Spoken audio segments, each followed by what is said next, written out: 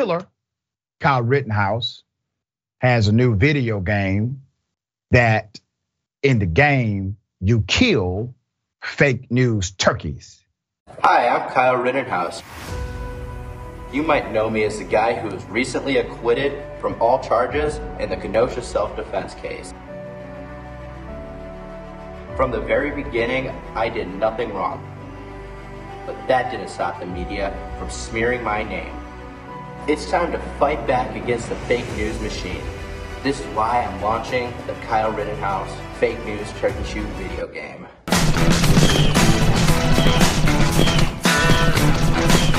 The media is nothing but a bunch of turkeys with nothing better to do than push their lying agenda and destroy innocent people's lives. So go to RittenhouseGame.com and pre-order the game now and help me fund the lawsuits to stop these fake news turkeys.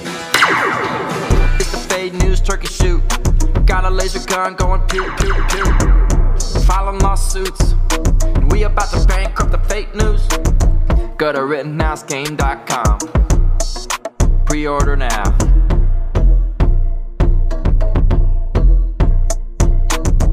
Kyle killed 2 people.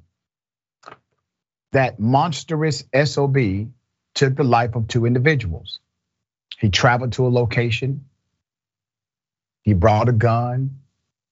Before he did it, he said he wanted to. It's on a recording that was not allowed in the courtroom for evidence, but we have it here. And he killed 2 people. Yeah, he got away with it. He was found not guilty in a court that gave him every favorable ruling possible. But he killed 2 people. You know, I know people who have had to take the life of somebody else in self-defense. They don't brag about it. They're not proud of it. When they think about it, it still hurts them. You know why? Because they're human. Kyle Rittenhouse is now using the death of 2 individuals that should be alive. He's using their death in order to make money through a video game where the message of the video game is to kill members of the media. That's the message of the video game. What do you think this does to the overall culture in this country right now of individuals who are willing to do the unthinkable because they believe they are serving a higher cause? Let me give you some background to this insanity so you are aware. Let's put up the graphics, okay? Promotional materials on the game's official website, which is RittenhouseGame.com. Market the game both as entertainment and as a way of funding future defamation lawsuits. All right, so it says fake news turkeys become Kyle and help raise funds. And it says this game will aid Kyle's legal defense against the fake news. The game has not yet been released, so there's no release date. Pre-orders are available.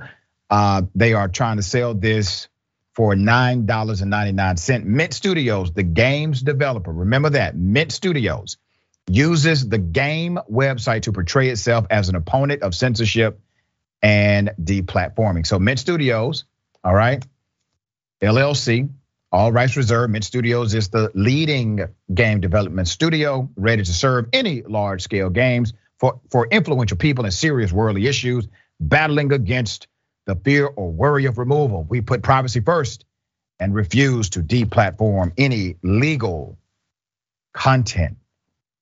Kyle Rittenhouse had this to say in a tweet. I have a new announcement coming soon about my defamation cases.